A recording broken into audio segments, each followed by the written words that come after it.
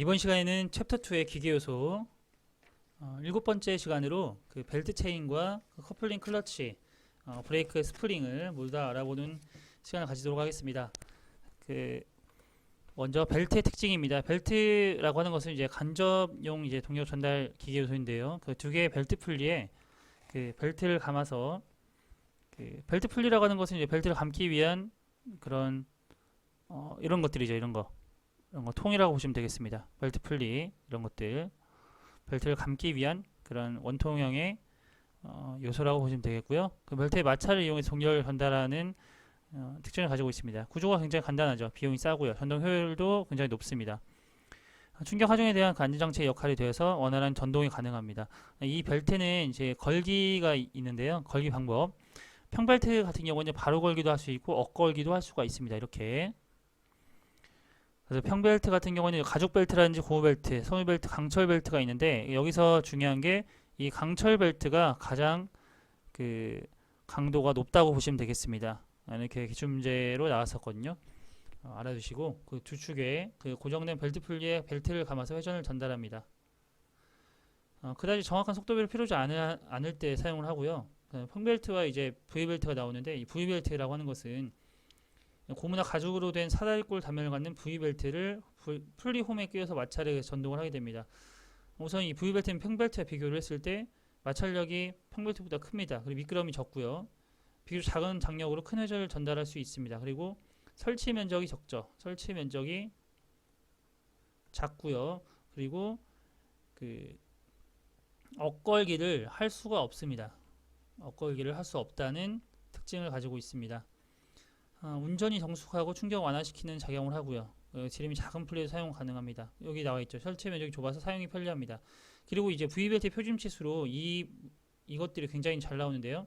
6종류가 있는데 M, A, B, C, D, E 이 6가지가 있습니다. M에서부터 E까지 가는데 단면적이 커진다고 보시면 되고요.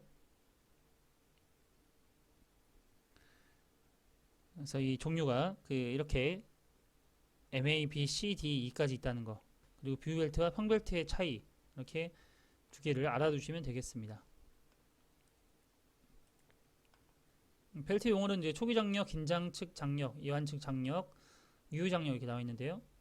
긴장 측 장력 같은 경우 팽팽한 쪽의 장력이죠. 이완 측이랑 느슨한 쪽의 장력, 유효 장력, 그래서 긴장 측과 이완 측의 차이를 뜻합니다. 다음은 체인입니다. 체인이라고 하는 것은 보통 자전거에 달려있는 체인이 있죠. 체인, 그거를 떠올리시면 되는데 두 개 스프리컷 휠에 감아서 그 스프리켓 휠을 회전시켜 동력을 전달하는 장치가 되겠습니다. 미끄럼이 일으키지 않고 정확한 속도비로 전동이 가능합니다.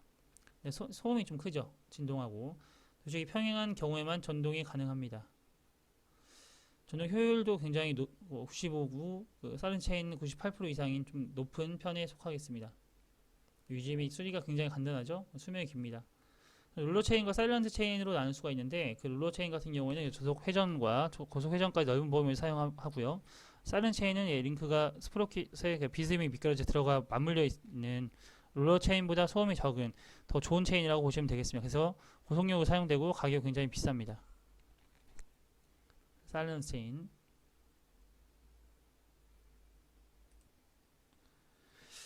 개념적인 문제 바로 풀어보도록 하겠습니다. 그 다음 중 V벨트 단면적이 가장 작은 형식. 그 V벨트는 M, A, B, C, D, E 이렇게 6가지가 있는데 M에서 2로 갈수록 단면적이 커진다고 했죠. 여기서 가장 작은 형식은 M이 되겠네요.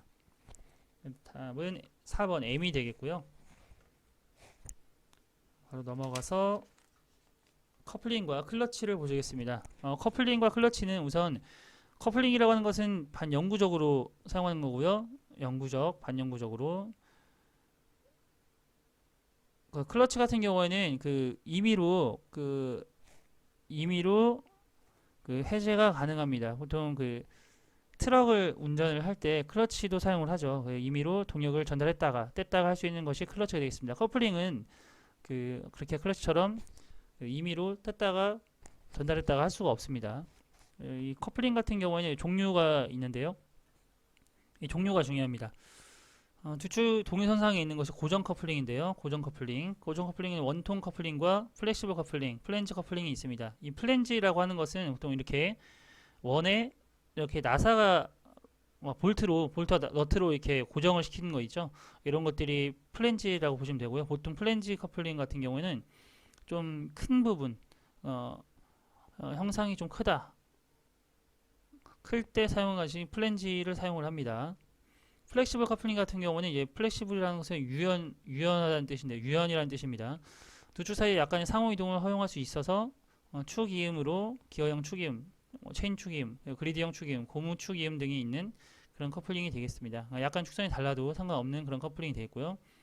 올덤 커플링 같은 경우도 이제 두 축이 평행하고 약간 축선이 약간 어긋났을 때 이 부분과 이 부분이 약간 어긋났을 때 각속도 변동 없이 토크에 전달하는 사용된 축이음 되겠습니까? 축선이 약간 어긋나 있어도 상관없는 그런 올덤 커플링이 되겠습니다. 이 부분이 굉장히 잘 나오고요. 유니버셜 커플링은 이제 자동차에서 많이 사용되죠. 두 축의 중심선이 어느 각도로 교차되고 그 사이의 각도가 어느 정도 다소 변하더라도 자유롭게 운동할 수 있는 그런 커플링이 되겠습니다. 올덤 커플링 좀 주의 깊게 보시고요. 클러치입니다. 클러치는 그 커플링과 달리 그 엔진 동력을 잠시 끊었다가 이어준 축이음 장치인데요. 맞물림 클러치가 있고요. 맞물림 클러치 같은 경우에는 원동축과 정동축 끝에 서로 물리면 가능한 형상의 턱을 만들어서 서로 맞물려 동력을 전달하는 장치가 되겠습니다. 밀어주는 거죠. 마찰 클러치 같은 경우는 원동축과 정동축에 붙어있는 마찰면을 서로 밀어붙이는 겁니다. 서로 여기서 발생하는 마찰력에 의해서 그 동력을 전달하는 장치가 마찰 클러치가 되겠습니다. 그래서 원판 클러치와 원축 클러치로 나눌 수가 있습니다. 원판 형식이면 원판 클러치, 원축 형태면 원축 클러치가 되겠습니다. 마찰 클러치가 굉장히 자주 출제가 됐고요. 유체 클러치라고 하는 것은 그 유체가 회전해서 유체라고 하는 것은 뭐 기름이 될 수 있겠죠. 유체랑 기름이 될 수 있고 공기가 될 수 있겠죠. 회전해서 그 유압에 의해서 정동석이 회전하는 클러치가 유체 클러치가 되겠고요. 원심 클러치는 이제 드럼 속에 코일 스프링으로 연결되어 있는 회전축이 그 어느 회전 속도 이상으로 되면 원심력이 스프링의 장력을 초과해서 블록이 이제 동동축 드럼 내면을 접촉해서 마찰력으로 토크를 전달하는 방식이 되겠습니다. 전자력을 이용하는 것이 전자 클러치가 되겠고요. 이렇게 클러치 종류가 이렇게 있었는데 이게 마찰 클러치를 가장 주의 깊게 보시면 되겠습니다. 개념 잡기입니다. 그 축이 회전하는 중에 임의로 회전력을 차단할 수 있는 것. 그 커플링 같은 경우는 임의로 차단할 수 없죠. 클러치는 임의로 차단할 수 있습니다. 답은 4번이 되겠고요. 이 스플라인은 키의 종류에서 가장 큰 회전력을 전달하는 키가 되겠습니다. 스플라인. 답은 4번이 되겠고요. 브레이크와 스프링입니다. 그 브레이크라고 하는 것은 보통 그 운동 속도를 감소시키거나 정지시키는 장치죠. 그래서 종류로는 블록 브레이크, 드럼 브레이크, 밴드 브레이크, 추가 브레이크로 나눌 수가 있는데 블록 브레이크라고 하는 것은 회전하는 브레이크 드럼을 브레이크 블록으로 누르는 것입니다. 그러니까 브레이크 블록으로 누른다 하면 이제 블록 브레이크를 보시면 되는데요. 브레이크 블록이 이 부분이 있죠. 이 부분을 드럼을 이제 누르는 거죠. 블록으로 이렇게 드럼을 누르는 것이 블록 브레이크가 되겠고요. 드럼 브레이크라고 하는 것은 그 회전 운동을 하는 드럼이 바깥쪽에 있고요. 그 두 개의 브레이크 블록이 그 드럼의 안쪽에 대칭으로 그 드럼에 접촉을 하는 겁니다. 이 제동하는 것을 주로 뒷바퀴 제동에 사용하는 거죠. 이렇게 양쪽에서 밀어주는 것을 드럼 브레이크라고 합니다. 블록이 양쪽에 있는 거죠. 밴드 브레이크라고 하는 것은 레버를 사용하는 것입니다. 레버를 사용해서 그 드럼의 바깥쪽에 감겨있는 밴드를 장력을 줘서 이제 마찰력을 이용한 브레이크, 밴드 브레이크가 되겠고요. 추가 브레이크 같은 경우에는 이제 원판과 원추 브레이크로 나눌 수가 있는데 그 회전 운동을 하는 드럼이 안쪽에 있고 그 바깥쪽에 양쪽으로 대칭으로 해서 드럼을 밀어붙이는 것. 이게 원판 브레이크가 되겠습니다. 그리고 원추 브레이크 같은 경우에는 이제 축 방향 하중은 브레이크 접촉면에 수직한 하중을 발생시키는데 이제 그 수직력으로 인한 그 접촉면에 마찰력을 하는 것이죠. 원판은 이렇게 수평, 원추는 이렇게 수직한 하중을 사용한다고 보시면 되겠습니다. 브레이크 용량 보시면 그 브레이크 용량은 이렇게 뮤, P, V로 나타낼 수 있는데요. 뮤라고 하는 것은 이 마찰 개수, 뮤입니다. 뮤. 그다음에 P는 이제 제동 압력, 그다음에 V는 이제 운동 속도가 되겠습니다. 브레이크 용량은 이렇게 마찰 개수 곱하기 제동 압력 곱하기 속도로 나타낼 수가 있겠습니다. 스프링입니다. 예, 스프링에서는 그 스프링의 용도와 스프링 상수 구하는 공식이 기출을 했었는데요. 스프링 종류의 모양에 따른 분류로는 무슨 코일 스프링, 그다음 격판 스프링, 토션바 뭐 이런 것들이 쓰이고, 그 하중 방향에 따른 분류로는 압축 코일, 인장 코일, 이렇게 하중 방향, 이 압축 코일이 이렇게 안쪽으로, 인장은 늘어뜨리는 방향으로 사용되는 코일 스프링이 되겠고요. 그 스프링의 외형에 따른 분류는 원추형, 장고형, 드럼형이 있고, 용도에 따른 분류로는 이렇게 완충형, 측정용, 에너지 축적용이 있습니다. 스프링의 용도가 이렇게 에너지 축적용, 측정과 압력의 제한, 그리고 기계 부품의 운동 제한 및 운동 전달, 그리고 진동 흡수하는 용도가 가장 많겠죠. 충격 완화해 주는 거. 스프링 상수입니다. 이거를 병렬로 하는 것이 스프링 상수, 각 그 스프링 상수의 합으로 나타낼 수 있고, 직렬은 K분의 1은 K1분의 1, K2분의 1로 나타낼 수 있는데, 이것을 보통 우리가 저항을 구할 때 직렬로 연결되어 있는 경우는